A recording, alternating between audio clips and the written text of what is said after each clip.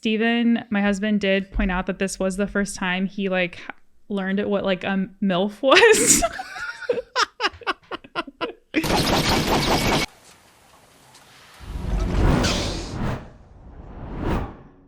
Welcome back to Azar. My name is Nick, and I have Taylor here with me. And today we're going to talk about the classic, The Grinch, or How the Grinch Stole Christmas.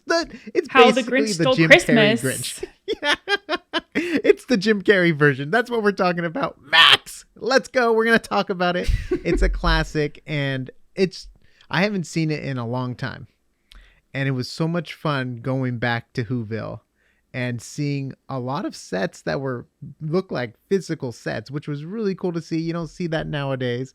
The film did come out in 2000, so it was before Lord of the Rings. It was before Harry Potter. It was right after Star Wars Episode 1, so it's in that transition of like visual effects, CGI people, but still having practical sets, and you have green screens in the background. So yes, but Taylor, let's hear it. Did you have fun going back and rewatching The Grinch? So fun rewatching The Grinch. I mean, I felt like it was kind of like Shrek, like going back and feeling like there was like adult, themes and jokes and stuff. But then, remembering how classic it was back in the day. So I feel like I feel really nostalgic about it. And I cannot be objective about it because I just think it's the best because it just came out at the right time because I'm the same age as Cindy Lou Who. So I feel like it was just, made for my people. Kids today, so desensitized by movies and television. Or at least marketed to my people. So yeah. What's the trip to? That was her first feature film. Yeah, she did great. She knocked it out of the park. I thought it's like perfect casting for that character too. I was like, wow, it's like perfect casting, the right like tempo in her voice, and like, and then you have like crazy Jim Carrey all like going crazy in front of her, and she's just like Christmas spirit, so sweet and kind. And man, the prosthetics in this is incredible. Everyone has a nose.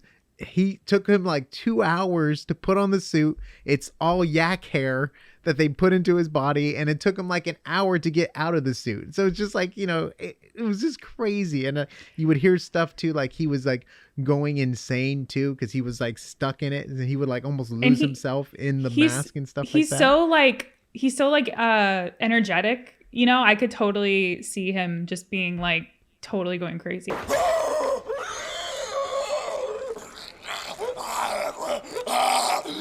Yeah. I get it. I feel like he was caught in that time that was between practical effects and special effects. Like he was personally caught in it because he had to just have all of the practical effects on his face. But it holds up so well. Like, I can't imagine if they tried to do like motion capture with this. Even today, like motion capture, you look at like the Hobbit movies and the villains all motion capture, and just over time, it just doesn't ever feel like right. But you look at this and just like, dang, it's so good. Even when he smiles and the warping of the mask it just looks so incredible. It just, his personality is just so perfect for the Grinch.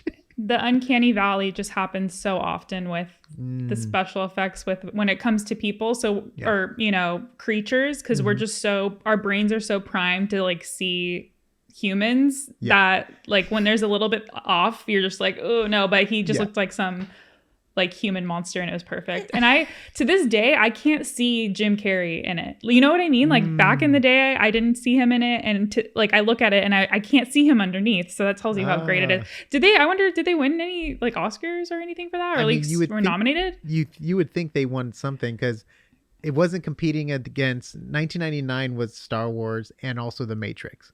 And that was the year where The Matrix beat out Star Wars, which was like crazy because technically Star Wars did more. But anyway, that's a discussion for another topic. But then it was 2000. So it was kind of in that middle ground because then Lord of the Rings came out, Harry Potter came out. So it was kind of like in that middle ground where maybe it didn't have too much competition, but I honestly should have looked it up. I didn't even look it up, but it is amazing. They have beautiful matte paintings.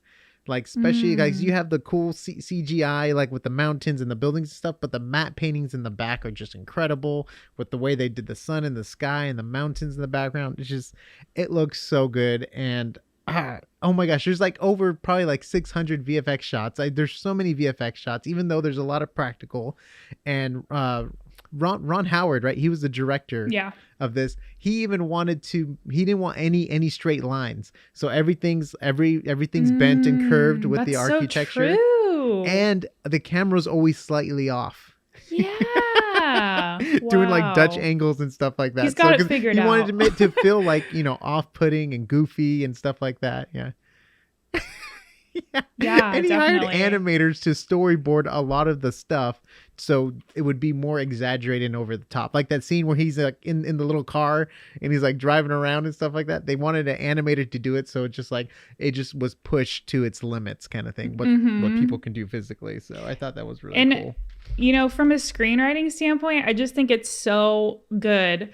We're not talking about Spirited in this video, but I really do, seeing them side by side, after watching that one, I just really saw the difference between like kind of like a cheap Christmas script and just like a very full, rich one where we both, in both movies and in any movie really, you're going to have this character who's supposed to kind of be seen as the villain. And a good script is the difference between just like that concept working and not working. Because I just think with the Grinch, you just love him. And I don't know. Do you know what I'm saying after watching both of those next to each other?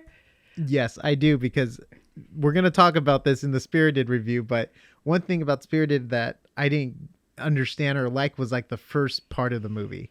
Like I didn't get invested until we found out a character's backstory, and then you kind of got more invested in the story, which I was like, okay, I started to get into it, but that first hump to get over was just like, where the Grinch, you're just in it right away. Yeah, you know his character, you know what he wants, but then you get the backstory on the Grinch, which is some of my favorite stuff when he's a kid. You see him as a sweet baby.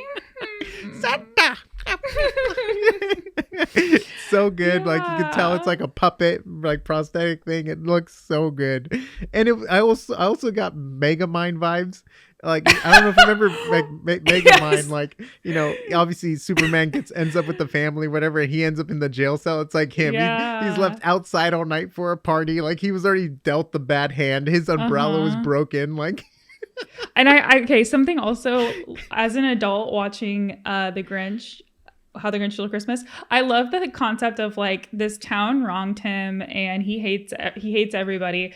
He doesn't like go a million miles away to escape them. He goes on like the top of a mountain just to like look at them and be like, these people. And I just find that so relatable. I just love that. R&B mention who? I hate you. That's so true, huh? There's this vast amount of space, but I guess he needs materials to live off of.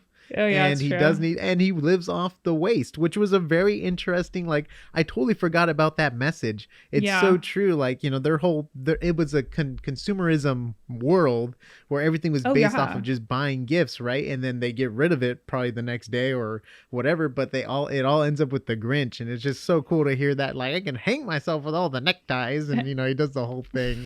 They all come to me in your garbage. You see what I'm saying? In your garbage.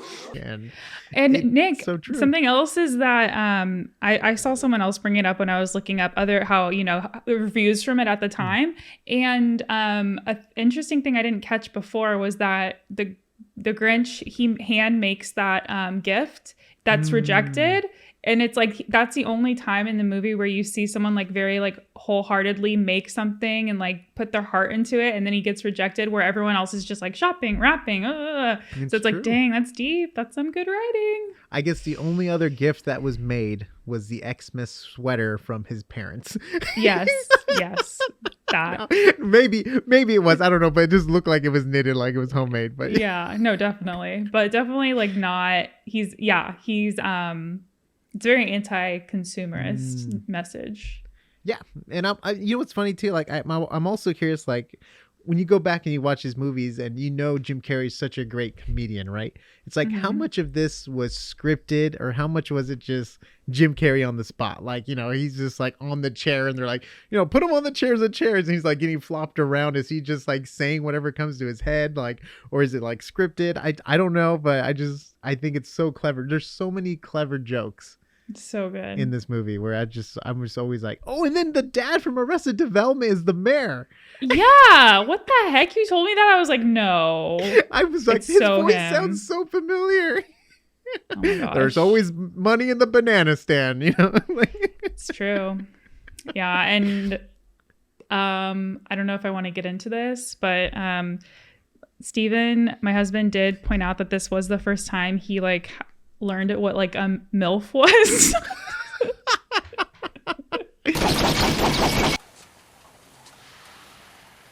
That's right. Yeah. Because what's her name? What's her name? I don't remember her name in the story, but it's definitely the Grinch's love interest. Love interest. Yeah, the mayor, I just thought that was a funny the mayor's, thing. oh my gosh, it's so funny. It's so good. Yeah. What's her name? Oh my gosh, I can't remember the character's name, but the little girl uses it to her advantage. She's like, what's her name's gonna be there? He's like, really? He's like, Is it goes like into his character. Susie? Martha May Huvier, right? Martha May. Martha May Yeah, I'm trying to Huvier. think of the way he said it. Martha May, I love you, Martha May, or I love Christmas. And the kid, when he's like a kid, he's Oh my like making the gosh. toy. He's like Martha May or whatever. That's It's so funny. good. Oh man. Well, there's not like much negative to point out, but the most positive thing that probably came from this movie is the dog Max, because they found him at a pound and then they trained him 5 months before the movie, and I believed he was kept. I hope they didn't put him back to the pound afterwards. That would No. suck for Max. But I'm guessing, you know, the whoever trained him owner, but it's like it was a dog that was rescued and then That's so trained for the movie. sweet. So I thought that was super cool. Like, oh, that's so cool, because Max did such a good job. He hit all of his cues. He pulled the right levers and triggers, and he took it from Jim Carrey for a good portion of And the movie. you know why they probably had to? Well, they probably wanted to do that because that's the right thing to do, take him from the pound. Yeah. But also, he just has that scrappy look to him. Like, I don't think any professional dogs are looking Yeah. like that. They're not. I know, they're pulling like, that oh, off. we have a Air Bud here. We have a Lassie. A poodle. it's like all these like beautiful looking dogs. Yeah, that's so Like, we're looking funny. for I a never mutt. thought of that. That's so funny. It's so good. And then there's that a very iconic scene where he's making fun of Ron Howard within the movie too, which I thought was so clever. And then Ron Howard's brother's in it. He's the mayor's assistant. And then I believe Ron Yeah, Howard, wait. because he Nick. saw how much Jim Carrey was going to. Oh yeah. Mm-hmm. What's I that? was just gonna say that Ron Howard is the narrator for Arrested Development, and Yeah. he's the guy's The in dad. that. Oh my gosh. Sorry. Our world's connecting. Is the money the made Grinch from in the Grinch the paid for Arrested Development. or is Arrested Development in the Grinch universe? I Or don't the know. vice versa. What if it's a snowflake in the Arrested Development universe? Because In it's a Orange snowflake, County. right? It can be anywhere. But Yeah. and then speaking about narrators, Anthony Hopkins is the narrator for The Grinch. So classic. You can't pick a better voice actor. Maybe Morgan Freeman. but- Silence of the Lambs. We love him. Yeah, he's so good. And this had Christmas spirit written all over it. It's such a good classic. If you're looking for a classic, I always liked Elf. Elf's always one of my favorite. This is right up there with Elf, and maybe Home Alone. I don't know. I haven't watched Home Alone in a while. Maybe they'll be on my list to go back and watch. But yeah, any other final thoughts or stuff you want to mention with The Grinch? Man, you know, it's so great. I don't know. Happy we have it. I'm happy it was done at the right time with Yeah. VFX and practical effects and the actor. I mean, I can't think of another comedian nowadays that can maybe produce it like the way Jim Carrey did. Obviously, everyone has their own takes and stuff, but I can't see another comedian being that physical, Yeah, getting and it done. nowadays I feel like they would make it into an animated movie, which they did and recently. they did the Grinch, and it just doesn't work. Like, no, we Even gotta though have it was it. based on an animated movie, which No. was based on a book. This is the only one that matters, Nick. No, Chuck Jones, the original animated Chuck Jones, the Looney Tunes director, did a great job. Oh yeah, with the classic animated. You're a mean one, Mr. Grinch. Which you can tell that really inspired this with style and the way they moved, and fantastic. Their Chuck little, Jones, a legend. Curls. Yeah. And that smile that practically curls. Yeah, it's so good. Chuck Jones, such a good job with minimalism design and unique shapes and stuff. Where just maybe we should review that next on this Christmas list agenda. I don't know. Comment down below maybe some other Christmas movies you would like reviewed, or other holiday good movies for us to watch. I mean, Die Hard should be on there too. And subscribe to Azart to get all the audio video links. Go to azart.space for our shirts. We are super excited for His Dark Material on HBO Max. The final season's coming out this month of December, so we'll be covering that with some Christmas stuff. And I know Willow just dropped on Disney Plus. Might be covering that too, but I don't know. Subscribe to get all the updates, and we'll see you on the next Azart. Bye. Oh, and the music. We forgot to talk about the music. Anyways, the music's great.